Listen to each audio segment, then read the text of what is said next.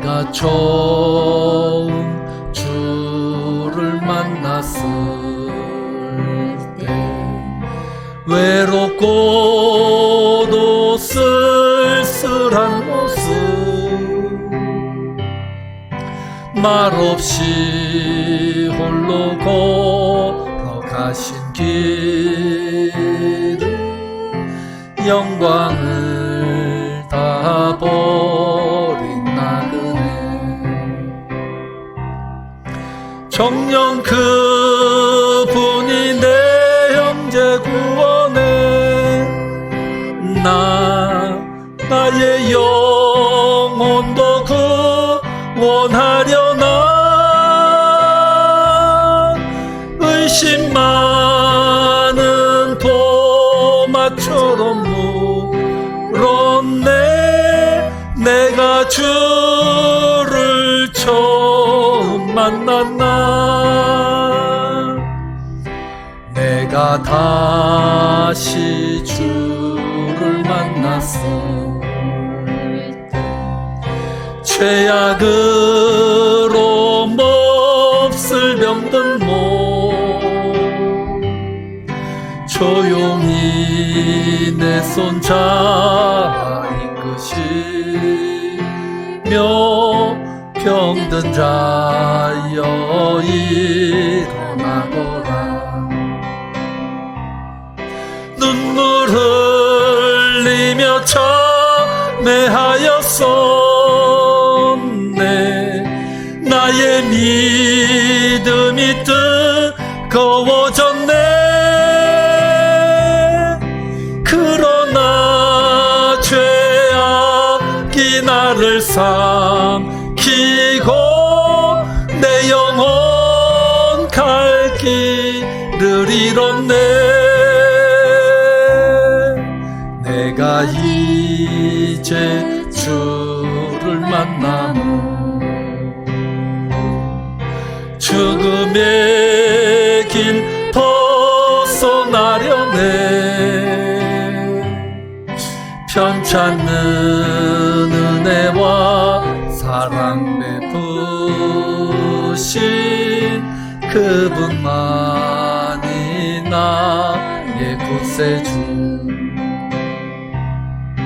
주 예수 따라 항상 살리로다 십자가 지고 따라가리라 할렐루야 주를 만나니 기쁨 영광의 찬송을 돌리리 다시 한번 부를까요? 1절부터 앞으로 그냥 올려주실래요? 그 다음에 마지막에 주 예수 따라 항상 살리로다 반복하고 끝내겠습니다. 그걸 첫 번째로 커서 놓고 2번 누르면 어때요? 이 찬양 참 은혜되지 않습니까? 여러분 우리 심령을 주님 앞에 드리는 심령으로 오늘 주님께서 여러분과 함께 하십니다. 내가 처음 주를 만났어 외롭고도 쓸쓸한 모습 말없이 홀로 걸어가신 길은 영광을 다 버린 나그네 정녕 그분이 내 형제 구원해 나의 영혼도 구원하려나 의심 많은 토마처럼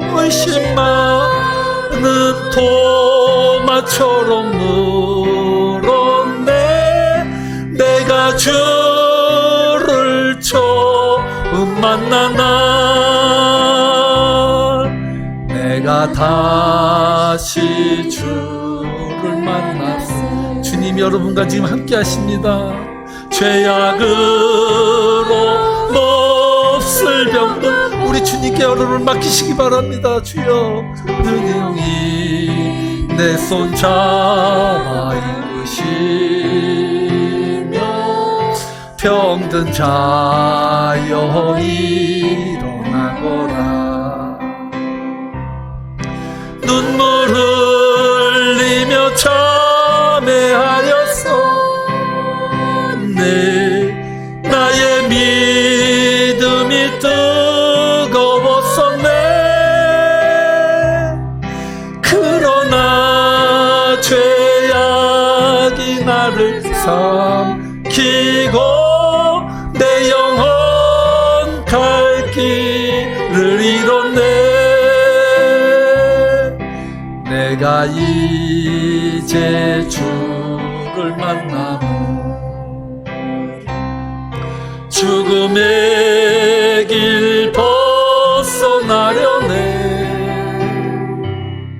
편찮은 은혜와 사랑 베푸시 그분만이 나의 구세주. 주 예수 따라 주 예수 따라 항상 살리로다. 십자가 지고 따라가리라. 할렐루야 주를 만나니 기쁨 영광의 찬송을 주 예수 따라 항상 살리로다. 주 예수 따라 항상 살리로다. 십자가 지고 따라가리라.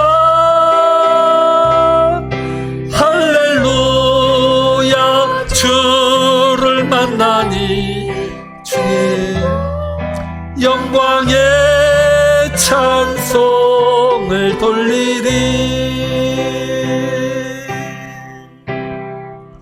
아멘. 주기도 묻습니다.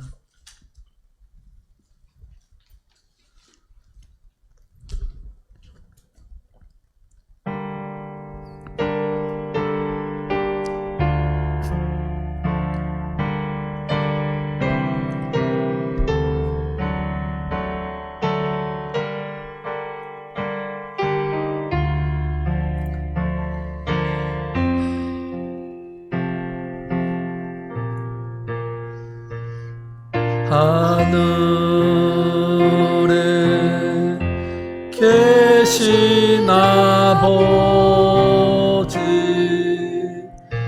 이름 거룩하사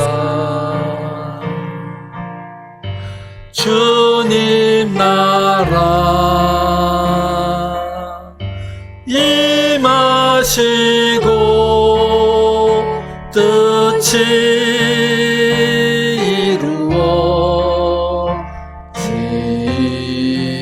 이루어지다. 일용할 양식 주시고 우리들의 큰 죄 다 용서하옵시고 또 시험에 들게 마시고 악에서 구원하소서. 대개 주의 나라 주의 권세 주의 영광 영원히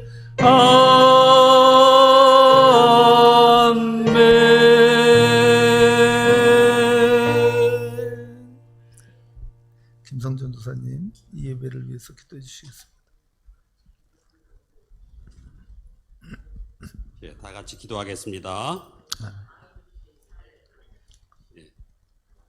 이 모든 날 마지막에는 아들을 통하여 우리에게 말씀하셨으니 하나님 아버지 아들을 보내주신 것을 감사합니다. 또한 기록을 남기셔서 우리에게 하나님의 말씀을 이렇게 볼 수 있게 눈으로 볼 수 있게 기록을 남겨주시니 감사합니다. 또 이 아들을 만유의 상속자로 세우시고 또 그로 말미암아 모든 세계를 지으신 우리 주님 감사합니다. 어린 아기로 이제 몇 주 있으면 오셔서 우리 인간의 몸을 입으시고 우리의 죄를 위하여서 돌아가시려고 사람의 몸을 입으신 우리 주님, 이제 다음번에 오실 때는 재판장으로서 하나님으로서 모든 것을 재판하러 오실 때 주님, 우리가 그 주님을 기다립니다. 주님이시여 우리를 위하여서 우리의 죄를 위하여서 돌아가신 것 너무나 감사드리며 그 은혜를 잊지 않고 하나님을 위해서 마지막 순간까지 주님께 모든 것을 다 바치는 하나님의 귀한 성도들이 될 수 있게 도와주시옵소서. 아멘. 살면서 외로움과 아픔이 있을지라도 절대로 낙심하지 않고 우리 주님만을 쳐다보며 바라보며 그날을 주님 얼굴 뵐 그날을 기다리며 절대로 낙심하지 않고 하나님의 영광을 위해 사는 우리 모두 되게 도와주시옵소서. 아멘. 하나님께서 사랑하시는 이 교회를 통하여서 주여. 주님의 귀하신 복음이 방방곡곡으로 전파될 수 있게 도와주시고 아멘. 여기에 오시는 분마다 예수 그리스도를 개인적으로 마음속에 받아들이는 귀한 믿음을 가질 수 있는 아멘. 큰 은혜를 축복하여 주시기를 간절히 바랍니다. 아멘. 하나님 또한 선교하는 이 교회가 많은 선교의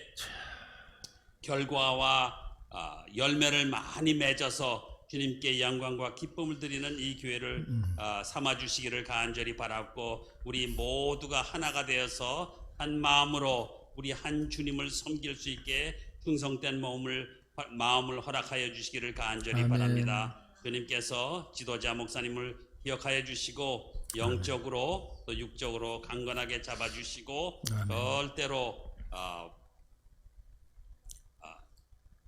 유혹이나 또한 어려움이 당하지 않게 성령님께서 꼭 지켜주시기를 간절히 바라고 아멘. 우리 온 교인들 한 사람 한 사람 지켜주셔서 하나님께 기쁨을 드리는 훌륭한 성도님들이 될 수 있게 도와주시옵소서. 아멘. 오늘 우리 말씀을 들을 때 우리 마음속에 변화가 있고 새 사람이 되는 참 기회가 될 수 있도록 하나님 축복하시옵소서. 이 아멘. 모든 말씀 예수님의 이름으로 기도합니다. 아멘. 아멘. 아멘. 하나님 말씀 함께 보겠습니다. 마태복음 6장 9절로 13절 말씀 되겠습니다. 마태복음 6장 9절로 13절 말씀. 한 절씩 저랑 기도하도록 하겠습니다. 그러므로 너희는 이렇게 기도하라. 하늘에 계신 우리 아버지여, 이름이 거룩히 여김을 받으시오며 나라가 임하옵시며 뜻이 하늘에서 이룬 것 같이 땅에서도 이루어지이다. 오늘 우리에게 일용할 양식을 주시옵고 우리가 우리에게 죄 진 자를 사하여 준 것 같이 우리 죄를 사하여 주시옵고 다 함께 읽겠습니다. 우리를 시험에 들게 하지 마시옵고 다만 악에서 구하시옵소서. 나라와 권세와 영광이 아버지께 영원히 있사옵나이다. 아멘. 아멘. 오늘 이 말씀을 통해서 진짜 용서하지 못하는 이유라는 제목으로 하나님 말씀 전할 때 살아계신 하나님의 음성이 여러분의 심령 가운데 임하기를 간절히 축복합니다. 여러분 탈무드에 보면 복수와 중후의 차이점이 무엇인가에 대해서 말하고 있는데 여러분 복수와 중후가 뭐가 다를까요? 복수심과 중후심, 이게 인간이 가지고 있는 마음이라고 하는데 여기서 이렇게 설명을 합니다. 어떤 사람이 이웃인데 낫을 빌리러 갔대요. 낫을 빌리러 가서 이웃에게 야, 낫 좀 빌려줘라 그랬더니 이 이웃이 기분이 나빴는지 싫어 이래버린 거예요. 안 빌려준다고. 이 사람이 상처를 입었어요. 집으로 돌아왔습니다. 얼마 있다가 그 낫을 빌려주지 아니한 사람이 무슨 생각이 들었는지 이 안 빌려준 사람에게 가가지고 말을 빌려달라 그런 거예요. 말을. 그러니까 이 사람이 어떻게 했습니까? 이렇게 말했다는 거예요. 네가 나에게 낫을 안 빌려줬으니까 나도 너에게 말을 안 빌려줄 거야. 이렇게 말하면 그것은 복수래. 복수. 증오는 뭐냐? 너 나에게 낫을 안 빌려줬지? 그럼에도 불구하고 나는 너에게 말을 빌려준다? 그리고 말을 빌려준다는 거예요. 그거는 증오라는 거예요, 증오. 이해가십니까? 그래도 인간적으로 대단하지 않습니까? 나에게 낫을 안 빌려준 사람에게 그래 내가 그리스도의 마음으로 너는 나에게 안 했지만 내가 해줄게. 말을 빌려줄게. 이런 행동이 때로는 증오일 수 있다는 거예요. 증오. 너는 그렇게 나한테 안 하지만 나는 너한테 그렇게 할 수 있다. 이런 마음을 사람은 가질 수 있다는 것이죠. 저는 오늘 이런 측면에서 오늘 이 용서의 문제를 한번 다뤄보고자 합니다. 오늘 예수님께서 가르쳐 주신 주기도문에 나오는 용서의 문제에 대해서 말하는데 오늘 본문입니다. 한번 넘겨주시기 바랍니다. 다 함께 12절 말씀 한번 다시 한번 예수님이 가르쳐 주신 기도 12절 다시 한번 읽어보겠습니다.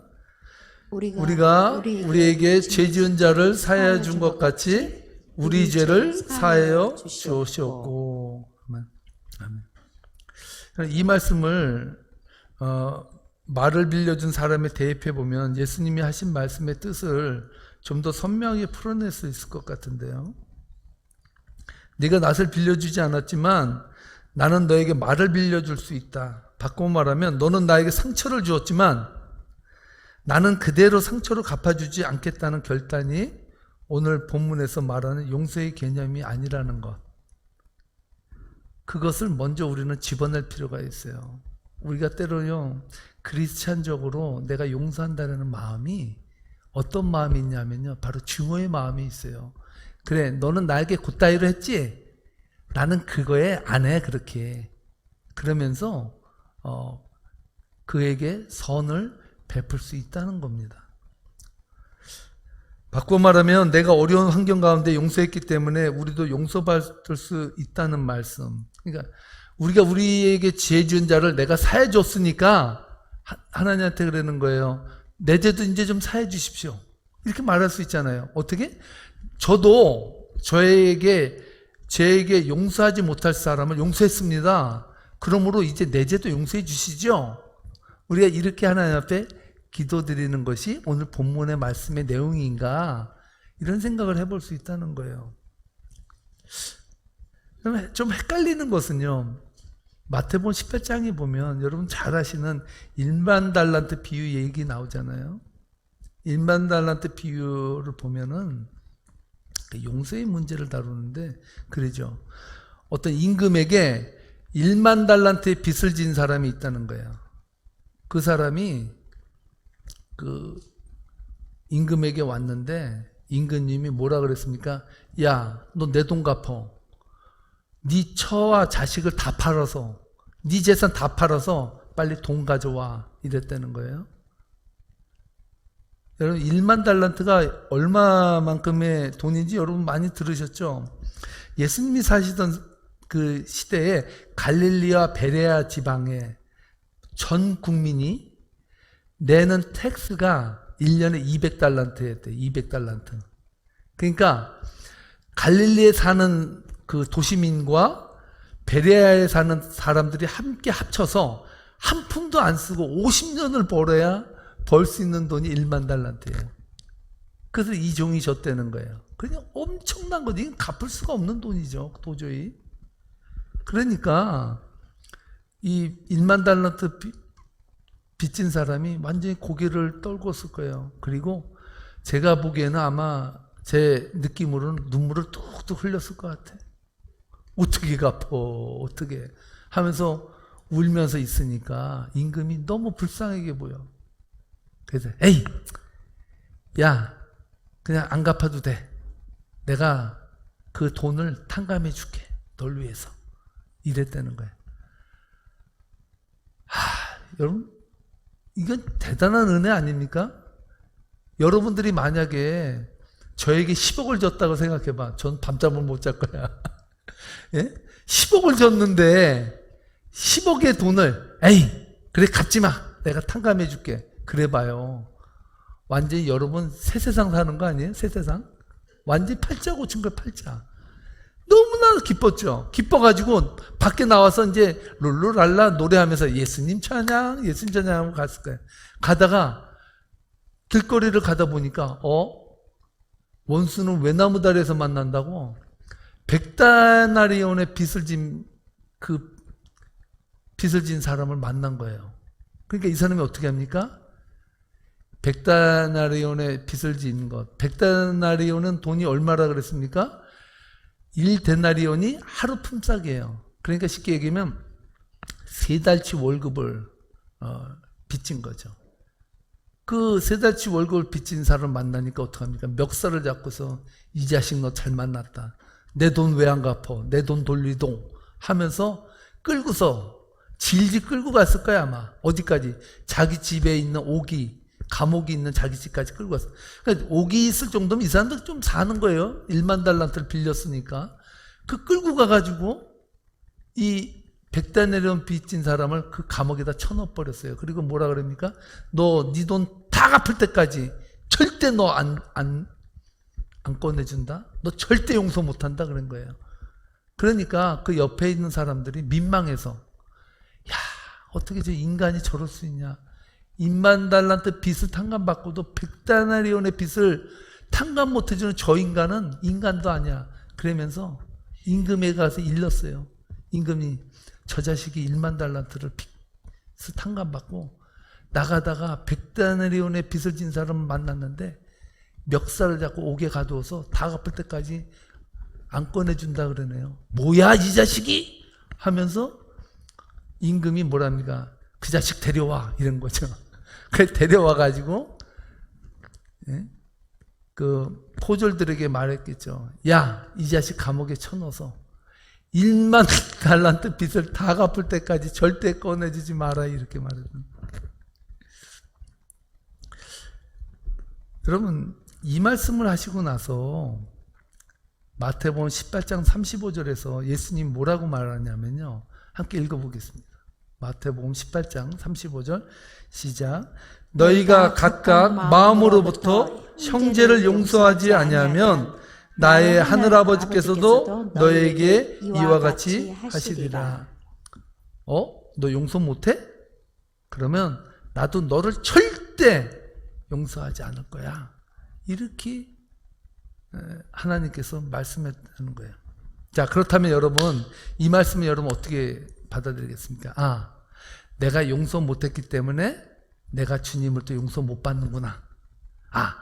내가 용서받기 위해서는 저 사람에게 용서해 줘야지. 그래서 가서 찾아가야 내가 하나님께 용서받기 위해서 난 너 용서해 준다. 이렇게 말하면 그러면 이 사람은 용서를 받은 것이냐? 그 문제가 남는 거예요. 그렇다면 여러분 너희들이 이웃을 용서하지 않으면 나도 용서하지 않을 거야. 만약에 예수님의 용서의 조건이 우리가 남을 용서하는 일이라고 말씀하신다면 내가 무엇을 했기 때문에 내가 그를 용서했기 때문에 하나님 앞에 용서를 받는다면 우리는 늘 인생을 딜의 관계를 살아요. 내가 용서해줘야 용서받는다. 늘 그거에 주안점을 갖겠죠. 이러한 접근은요 다 율법적이에요. 예수님은 이미 우리를 용서하셨어요. 십자가에서. 내가 용서했기 때문에 내 용서받는 거 아니에요. 그 여러분 잘 하셔야 돼요. 하나님이 나 용서 안 하면 용서 안 하시는가? 우리는 이미 용서받았어요. 이게 헷갈리면 안 돼요. 내가 용서 하지 않았기 때문에 난 용서 못 받았나? 이렇게 생각하면 안 된다는 거예요. 이미 우리는 용서받았다는 거죠. 여러분 도덕적으로 살아야 구원을 얻는다는 행위적인 측면으로 접근하면 이런 결과에 도달할 수밖에 없습니다. 웨인 다이어가 쓴 우리는 모두 죽는다는 것을 기억하라 라는 책에 용서에 대해서 이런 말이 나옵니다. 여러분 잘 들어보세요. 아주 중요한 말입니다. 나 자신을 아끼고 사랑하는 가장 좋은 방법은 용서다. 용서의 결과는 타인이 아니라 나를 향한다. 용서하지 않는 한 몸과 마음은 분노와 상처에 꼼짝없이 갇혀있게 된다. 우리는 받은 상처 때문에 수많은 시간을 괴로워하는 것이 아니다. 잘 들어보세요. 우리는 받은 상처 때문에 수많은 날들을 괴로워하며 살지 않는데요. 그럼 우리는 왜 괴로워하며 사느냐? 상처를 준 사람을 용서하지 못하는 몸부림으로 숱한 밤을 뒤척이며 살아가는 것이다. 이렇게 말합니다. 우리는 상처받았기 때문에 여러분 괴로워서 용서 못하는 것이 아니라 상처를 준 사람을 용서하지 못하기 때문에 우리는 괴로운 삶을 산다고요. 뻔한 말인데 이해가 가시죠? 상처를 준 사람을 용서하지 못해. 그 몸부림으로 숱한 밤을 지새기는 거예요. 여러분 마음에 와닿지 않습니까? 우리는 우리가 받은 상처 때문에 괴로워하는 게 아닙니다. 우리에게 상처를 준 사람을 용서하지 못하기 때문에 괴로운 거예요. 자꾸 우리는 나에게 상처가 있기 때문에 괴롭다 그랬는데 아니에요. 용서하지 못하기 때문에 괴로운 거예요. 만약에 내가 용서하지 않으면 하나님도 용서하지 않으니까 마지못해 용서한다면 그 용서는 예수님께서 말씀하신 마음으로부터 형제를 용서하는 게 아니라는 거예요. 의미적인 용서이고 율법적인 용서예요. 예수님은 그것을 말씀하신 것이 아닙니다. 그런 용서는 오래 못 가요. 내가 예수님께 용서받기 위해서 내가 너 용서하는 거야? 계속 그리고 돌아다녀 보세요. 얼마 못 가서요. 아유 머리 아파. 그냥 그만두자 이렇게 생각할 수 있다고요. 비싼 상황에 이르면 또다시 우리는 폭발하게 되어 있습니다. 이러한 용서는 마치요. 이러한 용서를 뭐라고 말하는지 아세요? 용수철 아시죠? 용수철은 꾹꾹 눌러요. 내가 하나님께 용서받기 위해서 내가 용서하는 거야 하고 한번 꾹 눌러요. 또 눌러. 용수철이 완전히 납작 이렇게 내려가잖아요. 그럼 나중에 어떻게 되는지 아세요? 그 용수철이 튀어 올라가면요 하염없이 올라가 버립니다. 쉽게 얘기하면 뭐예요? 처음보다 더 승질나, 더 화나, 더 용서 못해. 이게 뭐냐? 우리는 끊임없이 용서를 이러한 관점에서 풀어나간다는 거죠. 우리가 저는요, 그래서 오늘 이 말씀을 읽으면서 오늘 이 한 가지만 성도님과 내가 바라보고 은혜 받고 해결하자. 이러한 마음이 들었어요. 그게 뭐냐면 우리가 마음 중심으로 용서 못하는 이유. 왜 우리는 용서를 못할까? 그거를 저는요 2가지로 여러분께 말씀드리고 말씀 마치려고 해요. 첫 번째로 우리가 마음 중심으로 용서 못하는 이유. 첫 번째가 뭔지 아세요? 그것은 내가 진짜 용서받았다는 기쁨이 뭔지 모르기 때문에 그래요. 1만 달란트를 탕감받은 사람이 100데나리온의 빚을 진 사람을 용서 못한 이유는요, 내가 1만 달란트를 탕감받았다는 기쁨이 무엇인지조차를 깨닫지 못하기 때문에, 그 용서의 기쁨이 무엇인지를 모르기 때문에 용서할 수 없는 거예요.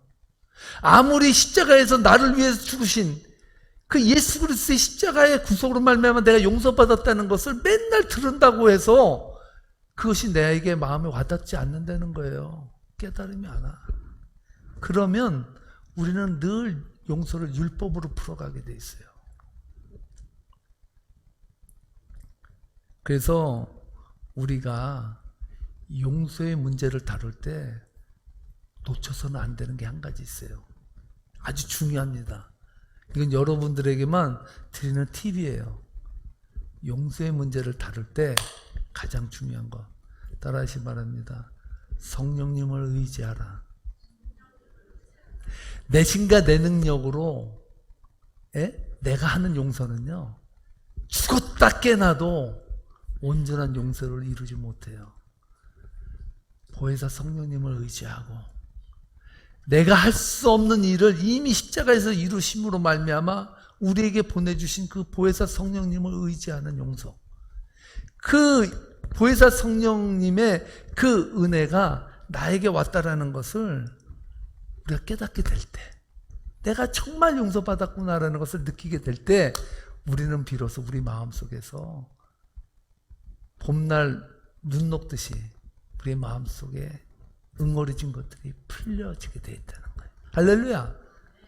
오늘날 우리 그리스도인들이 가장 큰 문제가 뭔지 아세요? 나를 의지해도 성령님을 의지 안 해요.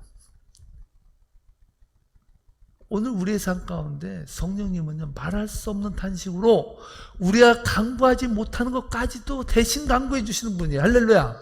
내가 용서하지 못하는 문제까지도 성령님은 아시고 우리를 위해서 한없이 탄식으로 우리와 함께 도우시며 기도해 주시는 분이에요. 그 성령님을 의지할 때 비로소 용서의 문제가 풀려가게 되는 거예요.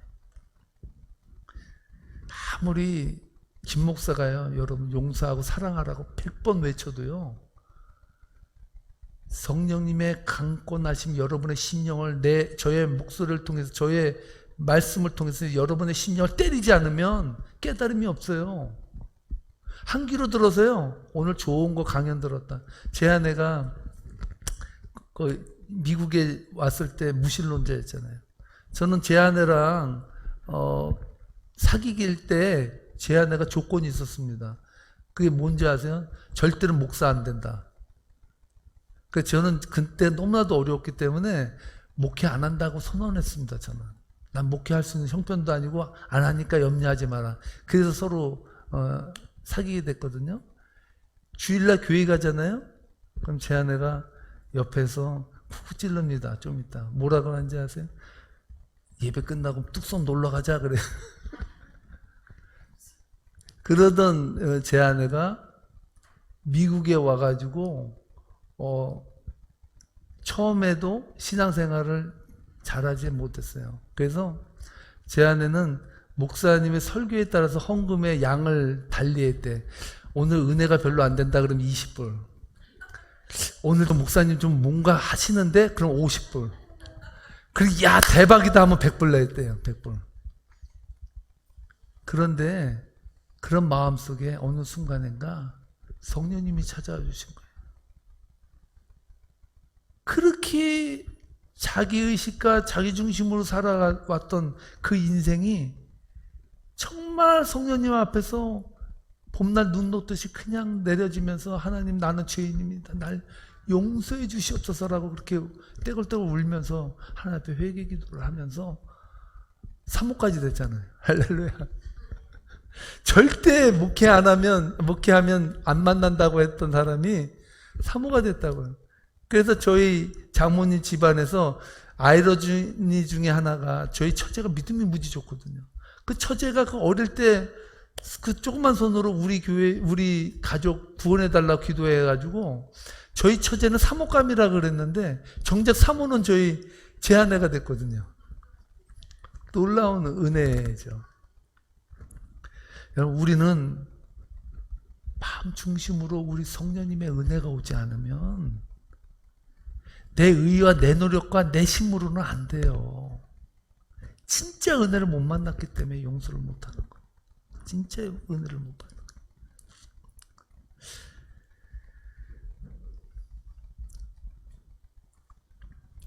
남을 용서하지 못하는 사람은요, 중요한 사실 아세요? 남을 용서하지 못하는 사람은 자신도 용서 못해. 남이 용서 못되는 이유는요, 자기 자신도 용서할 수 없기 때문에. 자기 자신도 자기가 용서하지 못해요. 그런 사람은 남도 용서 못한다고요. 자신이 용서되지 못하기에 남도 용서할 수 없는 것입니다. 그래서 성령님은 우리로 하여금 십자가를 깨닫게 하신다는 거예요. 하나님께서 우리 죄를 사하시기 위해서 십자가에 대신 독생자 예수님 달려 죽게 하신 것은 도저히 용서받을 수 없는 어떤 인간도 용서받을 수 없는 인간도 예수 그리스도의 십자가 앞에서 용서받을 수 있다는 선언을 해주셨다는 것. 그것이 깨달아지는 것이 은혜라는 사실이죠. 그래서 로마서 8장 32절에서 바울이 그 말하잖아요. 뭐라고 말하는지 아세요? 자기 아들을 아끼지 아니하시고 우리 모든 사람을 위하여 내주신 이가 어찌 그 아들과 함께 모든 것을 우리에게 주시지 않겠느냐. 하나님의 마음을 아시겠어요? 하나님께서 아니 내 자식까지 줬는데 뭘 못 줘요? 내 자식까지도 우리를 위해서 내어줬는데 뭐를 용서 못하겠어요? 용서하기 위해서 자식까지 줬는데. 그것이 깨달아지면, 그것이 은혜로 오면 우리는 용서받을 수 있다는 것입니다. 하나님 아버지의 사랑을 알게 되면 우리는 우리 자신을 용서할 수 있습니다. 우리 자신의 모습 그대로 주님이 받아주신 것처럼 우리도 우리 자신의 모습을 그대로 받아들일 수 있어요. 자꾸 우리를 변화된 모습을 하나님 앞에 쓸 때 하나님 앞에 가겠다고 생각하면요, 죽었다 깨어나도 그 사람은 신앙생활 못해요. 죄인인 그대로 하나님께서 나를 받아주신 그 모습 그대로 받아주셨기 때문에, 용서해 주셨기 때문에 우리는 아바 아버지라고 주님 앞에 나갈 수 있는 거예요. 할렐루야. 이것이 깨달아지는 게 은혜라는 거예요. 두 번째, 내가 진짜 용서받지 못했다라고 생각하는 것. 두 번째는 뭐냐면요, 내가 죄인임을 깨닫지 못하기 때문에 그래요. 옛말에 여러분 그 말 아시죠? 똥 묻은 개가 겨 묻은 개 나무란다고. 여러분, 남에 대한 화살은 아주 강하게 들이대도요, 자기 자신은 못 보는 거예요. 그게 우리 인간이거든요. 인간은 착각의 동물이라고 합니다. 내가 정말 죄인 중에 괴수임을 알게 되면 남 얘기할 게 없어요. 내 죄 문제를 가지고 예수 그리스도의 십자가 앞에 나가는 존재는 남이 보이질 않아요. 예수님은 이유 때문에 돌아가신 것이 아니라, 따라하시기 바랍니다, 나 때문에 돌아가셨다. 자꾸 예수님을 너 때문에 돌아가셨다 그러니까 해결이 안 나, 해결이. 예수님은요, 나 때문에 돌아가신 거예요. 내 죄 때문에. 죄인 중에 계신 나 때문에 돌아가신 거예요. 사단은요, 우리를 보지 못하게 만들어 버립니다. 사울을 보세요. 사울은요, 세상 거 다 가진 사람이에요. 임금이에요. 거기다 키는 아마도 1m 80은 넘었을 거예요. 사울을 가리켜서 훤칠한 사람이라 그랬어요. 저보다도 훨씬 잘생겼을 것 같아요. 완전히 귀공자 스타일이에요. 그 사람은 왕의 모습을 가지고 있는 사람이에요. 뭐가 부족할 게 있겠습니까? 그런 그가 일개 목동인 다윗에게 꽂혔어요. 저놈이 다윗만 없으면. 여러분, 그 백설공주 이야기 아시죠? 거울아 거울아 세상에서 누가 제일 예쁘니? 그러니까 당신도 예쁘지만 백설공주가 더 예쁩니다. 이놈은 백설공주 죽여버리고 말 거야. 그렇게 해가지고 여러분 스토리가 전개되잖아요. 똑같아요. 여러분, 사울왕이 그렇게 많은 권력과 지위를 가졌어도요, 일개 목동인 다윗에게 꽂혀가지고 평생을, 저놈의 다윗만 없었으면 내 인생 정말 탄탄대로울 텐데, 저놈의 다윗 때문에 내 인생이 망친다고 생각했어요. 평생을 다윗 쫓아가다가 자기가 먼저 죽어버렸어요.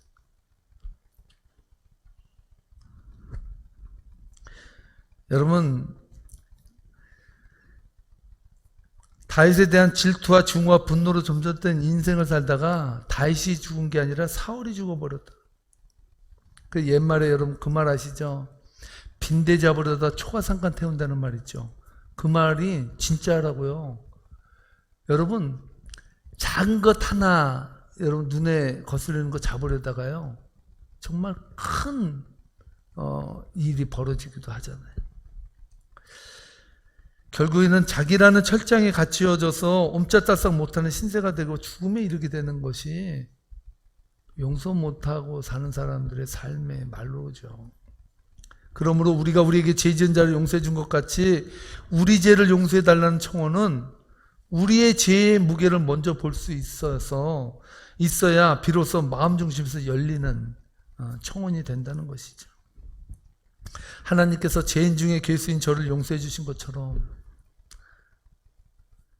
저도 용서의 삶을 살게 해 주십시오. 이게 바로 우리에게 죄진 자를 용서해 준 것처럼 나의 죄도 용서해 주십시오라는 말씀에, 기도에 담겨져 있는 참된 뜻이라는 거예요. 내가 용서해 줬으니까 이제 주님 나도 용서해 주세요, 이게 아니라는 거예요. 무슨 말인지 알죠? 이게 바뀌면 안 된다는 거예요. 죄인 중에 괴수인 저를 용서해 준 것처럼 저도 용서의 삶을 살겠다라는 것, 그것이 주기도문에 담긴 참된 뜻이라는 것입니다. 1만 달란트를 탕감받은 종처럼 아무리 갚아도 갚을 수 없지만 그 용서의 은혜와 사랑을 세상에 나타나며 살기로 작정하였다는 그 고백을 주기도문에 담았다는 것입니다. 말씀 마치도록 하겠습니다.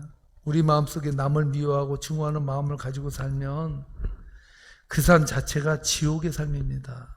지옥은 딴 데 있는 게 아니에요. 많은 사람들이 지옥에 가는 것이 두렵습니다. 지옥이 무서워서 가기 싫습니다. 그러는데요. 남을 미워하고 용서하지 못하는 삶을 사는 그 삶 자체가 지옥이에요. 지옥은 다른 데서 경험하는 게 아니에요. 우리 삶 가운데 경험한다고요. 남 탓하고 증오하고 미워하고 속을 끓고 이 세상을 삶을 청산하는 첫 발자국은 따라하시 바랍니다. 용서.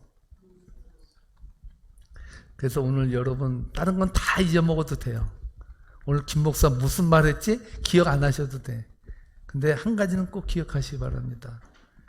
용서는 대상의 문제가 아닙니다. 다시 한번, 용서는 대상의 문제가 아닙니다. 용서는 자신의 문제입니다. 다른 건 다 잊어먹어도 돼요. 근데 한 가지만 놓지 마세요. 용서는 대상의 문제가 아니에요. 나의 문제예요. 나의 문제.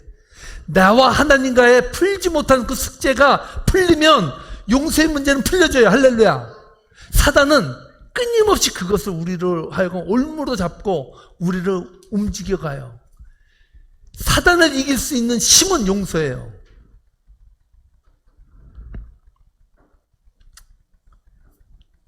주님은 여러분의 심령 가운데 십자가의 사랑으로, 십자가에서 죽으심으로 말미암아 우리를 용서하신 그 사랑을 우리들에게 보여주시면서 내가 널 위해 죽었다. 내가 너 때문에 죽은 거야. 그것만 여러분이 깨닫게 되면 여러분 용서의 문제는 그냥 풀려요. 오늘 세상이 줄 수 없는 하나님의 그 놀라운 사랑, 그 성령님의 강권하심이 오늘 여러분 기도할 때 여러분의 심령을 두들길 것입니다. 여러분 그 은혜에 반응하세요. 하나님, 나를 용서해 주시옵소서. 그렇게 나아가는 저와 여러분 되시기를 주님의 이름으로 기도합니다. 축복합니다. 기도하시겠습니다. 하나님 감사합니다. 우리 인생의 가장 큰 숙제는 돈 버는 일도 아니고 때로는 명예를 갖는 일도 아닙니다. 인생의 가장 큰 숙제는 용서하는 일입니다. 하나님, 우리가 남을 용서하지 못한다고 말하고 생각하지만 결국은 우리 자신을 용서하지 못합니다. 십자가에서 나 때문에 죽으신 주님, 나를 용서해 주옵소서. 성령님, 그 용서의 은혜가 오늘 기도하는 성도님들의 가슴 속에 오늘 이 시간 강하게 임재해 주옵소서. 그래서 세상이 줄 수 없는 평안을 주옵소서. 세상을 살아가면서 지옥을 경험하지 아니하게 인도해 주시고, 비록 험악한 세상을 살아갈지라도 천국을 이루는 삶이 되도록, 이 땅에서 천국을 맛볼 수 있도록, 죽어서 가는 천국이 아니라 이 땅에서 천국의 삶을 이루는 복된 성도의 삶이 되도록 오늘 이 시간 강권하여 주옵소서. 예수님의 이름으로 기도합니다. 아멘.